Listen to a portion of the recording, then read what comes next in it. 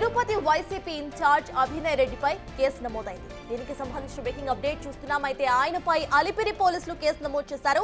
రాజేష్ అనే వ్యక్తిని ముందస్తు అరెస్టు చేశారు పోలీసులు. ఈ విషయంపై స్టేషన్ ముందు నానా హంగామా చేశారు అభినయ్ రెడ్డి. దీంతో అభినయ్ పై పలు సెక్షన్ల కింద కేసు నమోదు చేశారు పోలీసులు. రాజేష్ ను స్టేషన్ నుంచి తీసుకువెళ్లాలని అభినయ్ పై స్టేషన్ ఇన్స్పెక్టర్ చేస్తున్న ప్రధాన ఆరోపణ.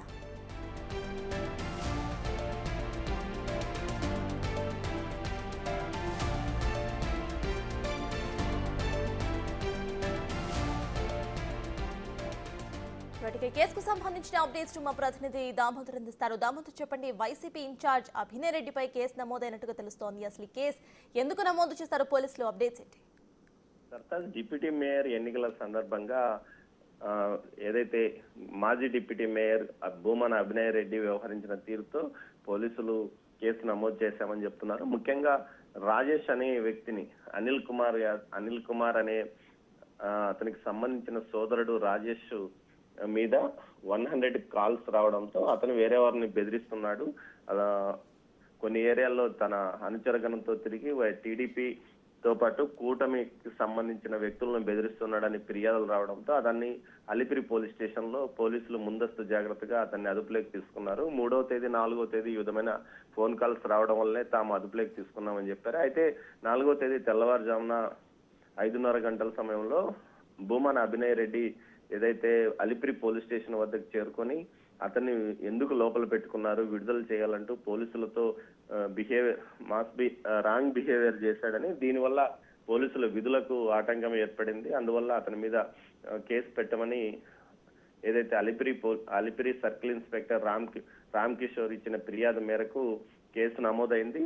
ఏదైతే పోలీసులు విధులకు ఆటంకం కలిగించినందుకు బిఎన్ఎస్ 133 సెక్షన్ ప్రకారం అతని మీద కేసు నమోదైనట్లు పోలీసు అధికారులు చెప్తున్నారు. దీనికి సంబంధించి ఎఫ్ఐఆర్ ను కూడా విడుదల చేశారు. అయితే కేవలం కక్ష సాధింపు చర్యలో భాగంగానే భూమన అభినయ్ రెడ్డి మీద కేసు పెట్టారంటూ వైసీపీ అంటున్న నేపథ్యం. అయితే అదేవిధంగా మరో ఏదైతే ఈస్ట్ పోలీస్ స్టేషన్ లో కూడా భూమన అభినయ్ రెడ్డి మీద మరో ఫిర్యాదు కూడా వచ్చిందంటూ సమాచారం. దీని మీద ఇంకా పోలీసులు కేసు నమోదు చేయలేదు.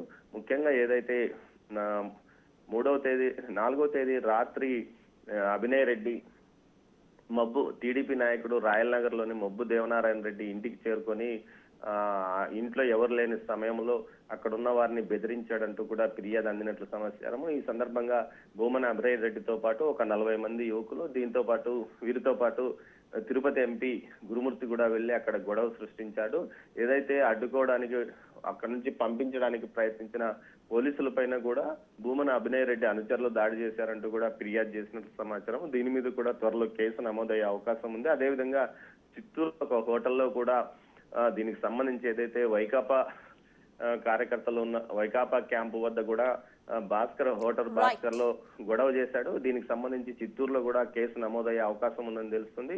మొత్తం మీద భూమన అభినయ్ రెడ్డి మీద ఏదైతే ఇప్పటికే ఈస్ట్ పోలీస్ స్టేషన్ లో శేఖర్ రెడ్డికి సంబంధించిన ఆస్తులు 22A లో ఉన్నాయి. అక్కడ కూడా అక్కడ పడగొట్టడానికి వెళ్ళిన సందర్భంగా అడ్డుకున్నాడనే సమయంలో దాని మీద కూడా కేసును అరెస్ట్ అయింది. కానీ సొంత పూచీకత్తు మీద విడుదలయ్యాడు. మొత్తం మీద డిప్యూటీ మేయర్ ఎన్నికల విషయంలో 3 నుంచి 4 కేసులు భూమన అభినయ్ రెడ్డి మీద నమోదయ్యే అవకాశం ఉందని తెలుస్తుంది. మొత్తంగా మొదటిగా అలిపిరి పోలీస్ స్టేషన్ లో కేసు నమోదైంది. సర్తాజ్.